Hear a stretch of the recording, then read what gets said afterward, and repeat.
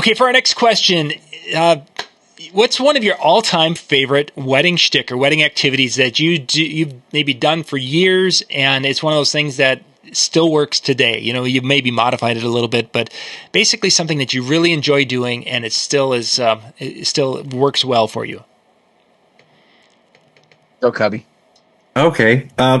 It is dumb. It is. I'm going to preface this, but it is dumb. Yeah, just judgment-free zone right here, okay, ladies and gentlemen. So I set up the anniversary dance, invite all the married couples out. John and Lori are really excited to share this anniversary dance. They can finally do it now with all their married couples. And our goal this evening, ladies and gentlemen, is to whittle down from the longest married couple to the newlyweds on the dance floor at the same time. And we get everybody out there, and you set the mood. It's going to be really kind of cool. And then I literally hit Baby Got Back by Sir Mix-a-Lot. Like, I like big butts and I cannot lie. And people just start laughing and jamming. I'm like, I see you. And then I just fade into my song that I do for my anniversary dance. And it just gets them, just like you set the mood, and then they just laugh and chuckle, and, and you point at somebody because they're going hard. And it just, I don't know, it's dumb. I told you it's dumb. Mm-hmm.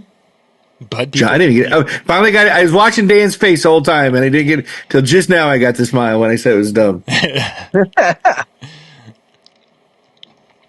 I'm gonna, I was trying to think of some different ones, and that's why I wanted you to go first, because I had to think through some different things, and I'm gonna stick with the anniversary dance as well. And I think part of the reason is there are some other things that I used to do, say with a garden bouquet, and we just don't do those anymore. Right. You know what I mean? So I feel like they don't hold up because we don't do them.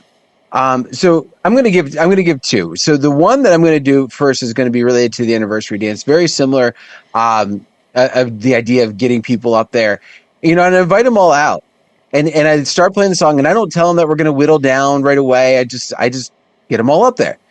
But then I basically say, all right, it's time that we find out which couple's been married the longest. But before you can step to the side off the dance floor, what I want you to do is you are going to show Bobby and Susie what it looks like when someone who's been married as long as you have kisses. And everybody, quick pause. And then, yeah, that's right, we're going to have a whole bunch of smooching going on. And so you get a little chuckle or whatever. And then, like, we start off usually right with the couple. And then I'll get a couple more, and depending upon how they feed off of it, I'm like, listen, we need to set an example for them. You've been married a little bit longer, you should be smooching. And then the next thing you know, guy is dipping his wife like halfway down to the floor, picking her up. And then I love to always get the one set of the parents that I've connected with better, whichever, it just without fail. I always have one set of parents out of the two that I end up connecting with better. And I'll call their year, and they'll kiss. And I'm like, I'm sorry, I missed that. Can you do it again? And of course, they'll kiss it again. I'm sorry, I still missed it. Can you do it again? And by that point, then they're like, okay, we're just gonna lay it on him, because we realize we're just having some fun with them. So those, I mean, like they're sticky, right? That's what John said. Mm-hmm. He wanted some shtick. The other thing isn't so much shtick, but this one tends to work well. I use it a lot for my introductions. I picked it up off of Adam Scuba a few years ago when I was at a wedding that he did. I used to just bring him in, right, and have everybody having a good old time. But for the grand introduction, sorry, I wasn't mentioning where it was at. So as grand introductions, I was bringing all the couples, and I would get I'd get the bride and groom or the newlyweds. I'd have them come in, and then I would just kind of move on. And so there's that moment of climax when they first walk through the door, then dies by the time they get to the head, and I don't carry that energy. And so what ends up happening is I get them to come in, and then when they're getting like, I don't know, 10 feet from where their table is going to be, let's hear it. Bobby and Susie got married. And then all of a sudden you hear this big eruption of clapping and cheering again. And it really works well because you get that energy fed back in at just the right time.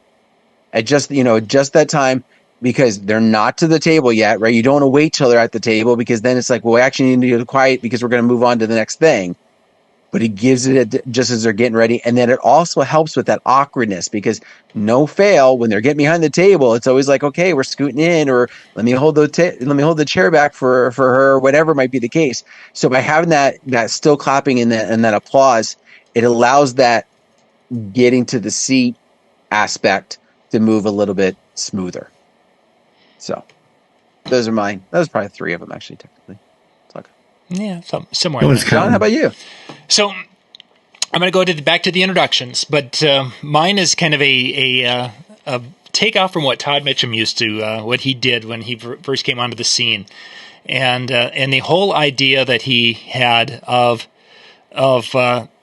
basically, the idea of stopping things. Wait, you can do better. Okay, this is a practice round, and I've talked about this in other times. But so we're going to introduce the wedding party. We've got the wedding party lined up, and I've got them back there. I come back onto the microphone. Okay, ladies and gentlemen, we're going to be introducing the wedding party in just a moment. I'm going to be bringing the wedding party through that door. But before we do that, we need to make sure that this room is ready and prepared for what's going to be coming your way here. So what we need to do is we need to practice, and then we're going to introduce the wedding party. So I need a couple to stand in and be my Bobby and Susie. So I generally look for two big burly guys, and that becomes my bride and groom, and I walk them over to the doorway in which the wedding party will be coming through. So then I get everyone ready. Okay, now, ladies and gentlemen, this is the way it's going to happen. I want you to visualize the wedding party is going to be walking through this door. We just finished with the best man and matron of honor, and now I'm going to ask you to please rise and put your hands together for Bobby and Susie. And, everyone stands and claps, yay, and the two guys walk through the door, and okay, everyone, just have a seat now. Okay, Bobby and Susie, now, did you feel the love from the room? Was the energy to the level that you think that they deserve for this day? Oh, no, they could do it much better. So the idea becomes is that, okay, well, if we were playing golf, this would have been perfect, but we're not. This isn't a golf. This is the first time of introducing them to the room. You guys have got... So you can play with it a little bit, and then, of course, they come back in. Sometimes if you've got two guys who are going to be fun, they come back into the room and are doing something completely different. I've seen them come in, and there's clothes flying. I've had one carrying the other, piggyback ride with that. Two guys came through, and they got in, and they actually did a big kiss just because they were wanting, again, to play with the crowd and have some fun with it. So, it works very well. Obviously, if you're tight on time, it does take a couple of minutes to do. So that can be there's times where I've talked to the bride and groom and they're like, we saw you do this. They're warming up the crowd and we love it and we want you to do it. Great.